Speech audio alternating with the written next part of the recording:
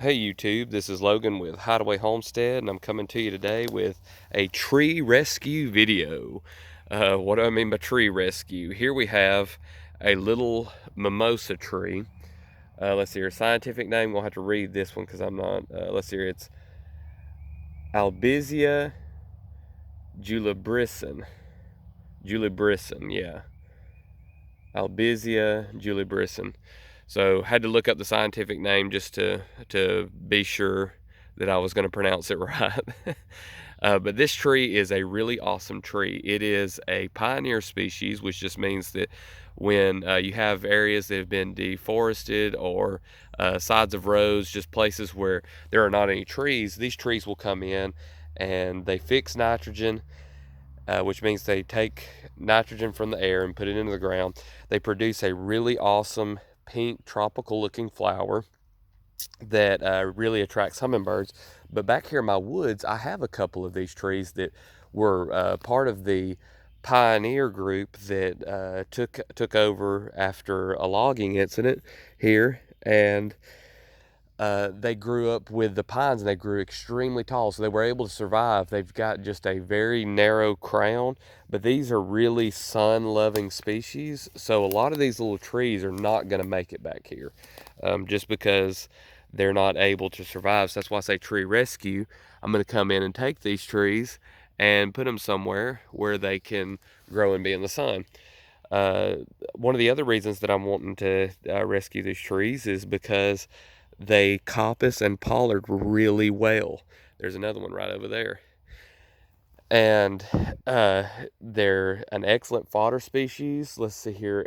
According to uh, some of the scientific literature here, let's see here, published through 2012, it says that their average protein content is 19.3%, which is amazing. Their low end is 16.8, and most of your rabbit pellets are around anywhere from 15 to 16, maybe 18% protein. And on the high end, we're looking at 23.8%.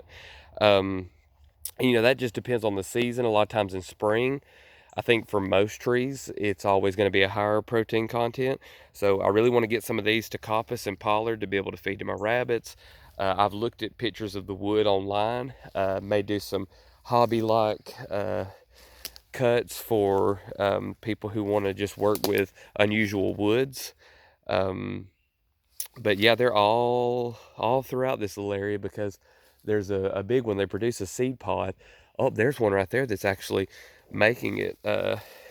Who knows? Nature always seems to find a way. So, ooh, you hear that pine crunching. Here's one that's actually gotten pretty tall. It's taller than I am, growing right here.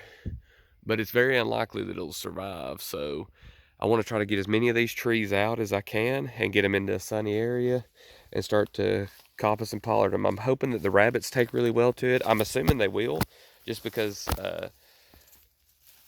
they are a legume, and I figure that they'll take well to them.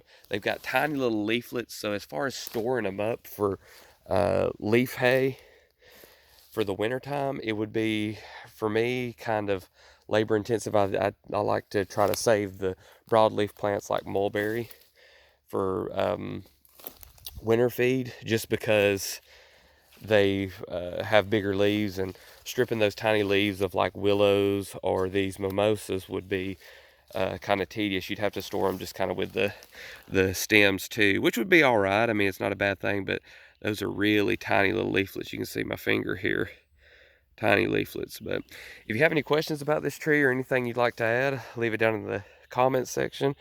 Leave a like on this video if it was helpful. Subscribe to the channel for more. I do all kinds of videos on trees, permaculture, homesteading, aquaculture, animal husbandry, you name it, just all things homesteading. Oh, there's another one right there. And don't forget to subscribe and like the video, and thank you for watching.